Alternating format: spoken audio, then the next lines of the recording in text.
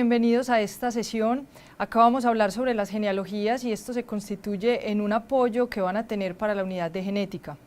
Veamos entonces cómo las genealogías constituyen una excelente forma de estudiar los caracteres o las diferentes características en una historia familiar. Miren que acá tenemos dos personas que se cruzan, dan lugar a unos descendientes, podemos observar además cómo esos descendientes también tienen pues, matrimonios o cruces, y entonces de esta manera vamos mirando cómo las características van siendo transmitidas a lo largo de varias generaciones. Es importante para iniciar el estudio de las genealogías que tengamos claro el lenguaje y digamos la simbología con la cual lo vamos a trabajar. Entonces, inicialmente tenemos acá, a los varones siempre los vamos a representar como un cuadrado, como podemos ver acá. Las hembras siempre las vamos a representar con círculos. No es necesario escribir ni varón ni hembra, simplemente con la simbología pues ya queda esto determinado. Todos los miembros de una misma generación los vamos a encontrar en una línea horizontal, ¿sí? Las generaciones van a estar numeradas con números romanos, como vemos acá. Entonces miremos que cada línea es una generación distinta, cada línea horizontal. Muy bien. Los cruzamientos o los matrimonios de los cuales pues, se tengan descendientes estarán representados por esta línea que une a los dos progenitores y de esa misma línea salen los diferentes descendientes. Debemos tener particular cuidado en que esos descendientes sean puestos en el orden de nacimiento. Igual podemos dejar espacio si es necesario para unir a esos, en este caso este descendiente pues tuvo un matrimonio con esta persona, ¿cierto? Entonces ahí podemos dejar espacio pues para hacer todos esos posibles cruces. Pero entonces que siempre nos queden los descendientes de este cruce en el orden de nacimiento. Miren que también hay una numeración para los diferentes individuos de cada generación y esos números se utilizan con numeración arábiga para que sea distinta a la numeración de las generaciones. Miremos también que pueden existir matrimonios entre individuos que son consanguíneos o que están emparentados y ese matrimonio se representa con una doble línea. Tenemos también que hay individuos que pueden morir en algún momento de su vida y pues la forma de representarlo en la genealogía es con esta línea, digamos diagonal, que los atraviesa. Pueden existir muertes durante el estadio embrionario o como fetos, entonces esta es la forma de representar un aborto, entonces sería un círculo pequeñito y sólido. Y por otro lado tenemos que el individuo que nos va a servir para iniciar el estudio, o el individuo que se constituye como en el primer individuo del cual queremos conocer información o queremos saber de dónde heredó la característica o cómo puede heredarla a sus descendientes, lo vamos a señalar con esta flecha y lo vamos a llamar propositus o probando. De todas maneras ahí en la diapositiva les quedan toda la simbología pues, que van a necesitar. Muy bien, ahora vamos a comenzar entonces observando los diferentes patrones de herencia que podemos estudiar con estas genealogías y vamos a comenzar con la herencia autosómica dominante. En el caso de la herencia autosómica dominante, tenemos que es una herencia que es igualmente transmitida o por hombres o por mujeres, ¿cierto? En este caso, todos los individuos que no presenten la característica, para esos individuos decimos que no están afectados, los vamos a señalar con un cuadro o con un círculo que está en blanco, mientras que todos aquellos que estén afectados van a quedar con un círculo o con un cuadro que está sólido. ¿Sí? Digamos que ese relleno dentro del símbolo implica que ese individuo está afectado. En el caso de la herencia autosómica dominante, para que el individuo esté afectado, tiene que estar en condición homocigótica, en este caso dominante, o en condición heterocigótica. Ahorita vamos a mirar un poco mejor eso. Entonces miren que es una herencia que es igualmente transmitida por mujeres, en este caso quien lo transmitió es esta mujer, se la transmitió a 3 hijas y a 2 hijos, pero también puede ser transmitida por varones. Acá tenemos este hombre que se la transmitió a 2 de sus hijas y a 1 de sus hijos. Además es una herencia que no se salta generaciones, entonces observamos que hay individuos afectados en la primera generación, en la segunda, en la tercera, en la cuarta, o sea, siempre vamos a ver individuos afectados. Lo normal es que los individuos afectados en términos de cantidad sean varios, a veces muchos, ¿sí? Esto en contraste con el segundo tipo de herencia que vamos a ver ahorita, donde vemos que son muy pocos los individuos afectados. Decimos que no hay individuos portadores como tal. Un individuo portador para el tipo de herencia autosómica dominante en realidad no es portador, sino que necesariamente va a estar afectado, ¿sí? Hablamos de individuos portadores cuando decimos que presentan una condición heterocigótica, pero como este patrón de herencia es dominante y se va a manifestar tanto homocigótica como heterocigóticamente, entonces en realidad se puede ser afectado de las dos formas. No llamaríamos a ningún individuo portador como tal. Observamos que los hijos afectados como este, son hijos de afectados, ¿sí? O sea, eso es lo normal.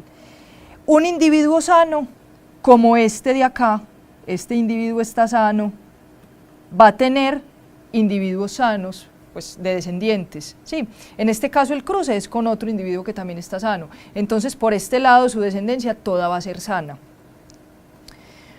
Hay hombres afectados como este, que además es hijo de un varón afectado, o sea, es como si la herencia se transmitiera de hombre a hombre, y esto nos sirve para eliminar la posibilidad de que este patrón de herencia sea ligada al sexo, que ya vemos que en el caso de la herencia ligada al sexo, la herencia sería heredada de padres varones hacia las hijas mujeres. Entonces tener hijos varones que hereden la característica de padres, en este caso varones, entonces nos lleva a pensar que es una herencia autosómica dominante. Vamos a mirar ahora un caso. Entonces, si una persona es no afectada, como este caso, si decimos que es no afectada es porque no presenta la característica, y en este caso no presentarla sería una condición recesiva. Entonces a este digamos que lo podemos... El genotipo lo podríamos escribir de esta manera, ¿cierto? Recordemos que las letras mayúsculas nos indican las características dominantes. Como en este caso no estar afectado es una condición homocigótica pero recesiva, entonces ambas letras son minúsculas. Muy bien. Y miremos lo siguiente. Este cruzamiento tuvo descendientes, todos estos descendientes que están con esta línea aquí unidos, tiene descendientes tanto sanos como descendientes afectados, ¿cierto? En el caso de los descendientes sanos ya vimos que solo tienen una posibilidad, que es esta. ¿Sí? Bueno, y así para todos. En el caso de los descendientes que están afectados tendríamos dos posibilidades, se las voy a escribir por acá. Entonces tendríamos esta posibilidad, o sea, que haya heredado la característica de ambos padres o de uno solo. Recordemos que con uno solo de los cromosomas afectados basta para que se presente la característica. Entonces, en este caso, si sabemos que el padre solo puede transmitir el gen recesivo, ¿cierto? Esperaremos que en todos estos esté presente el recesivo, digo en todos los afectados. Pero si en realidad están afectados es porque de la madre heredaron el dominante. ¿De acuerdo? O sea que aquí ya tendríamos esto. Para determinar cuál es el genotipo de esta madre, ya sabemos que estos individuos que son no afectados tuvieron que heredar una de las M minúsculas del padre y la otra tiene que ser necesariamente de la madre. Entonces esto nos lleva a determinar el genotipo de la madre. En este caso la madre es heterocigótica. Muy bien. Vamos al siguiente tipo de herencia. Este tipo de herencia lo conocemos como herencia autosómica recesiva, entonces digamos que es como lo contrario a lo que estábamos trabajando ahorita. Entonces vamos a ver que aquí tenemos que los individuos afectados son pocos en contraste con el patrón de herencia anterior. Miren que solo tenemos un individuo afectado. Podemos observar además que se salta varias generaciones, entonces aquí no observamos la característica tampoco, hasta que finalmente la característica aparece. En algunas otras genealogías se ha observado que en una generación aparece, en la siguiente no, en la siguiente sí, en la siguiente no, pero digamos que eso es común de este patrón de herencia. Bueno, como les decía, presenta entonces pocos individuos afectados. Esos individuos afectados son normalmente hijos de padres que no se encuentran afectados, ¿sí? En este caso, como es una herencia recesiva, entonces para presentar la condición solo existe una posibilidad, y es que de ambos padres se haya heredado el alelo recesivo. En este caso, digamos que lo vamos a escribir con la letra A. Un ejemplo podría ser el caso del albinismo, por eso escogí la letra A.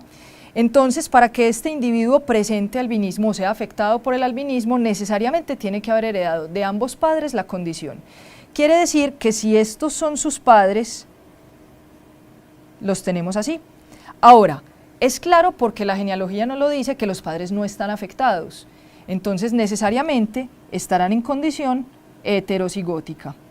Como podemos observar en el patrón de herencia autosómica recesiva, es muy común cuando se presentan matrimonios consanguíneos como este caso o matrimonios entre familiares que aumente la probabilidad de que nazcan los individuos afectados, ¿cierto? Porque pues si son familiares es muy posible que sean genéticamente muy parecidos y eso aumenta la posibilidad de que ambos traigan consigo el gen recesivo pues que me codifica para la característica afectada en este caso. Quiero también que observemos que a estos padres los llamo, por aquí les voy a poner la anotación, los llamo portadores.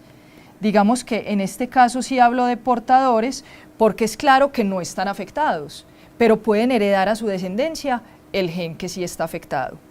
Muy bien, entonces cuando se da un matrimonio o un cruce entre individuos portadores, digamos que las probabilidades en la descendencia van a ser muy similares a lo que veíamos en el cruce monohíbrido de Mendel para la F2. Entonces acá tenemos un 25% de posibilidades de que esté afectado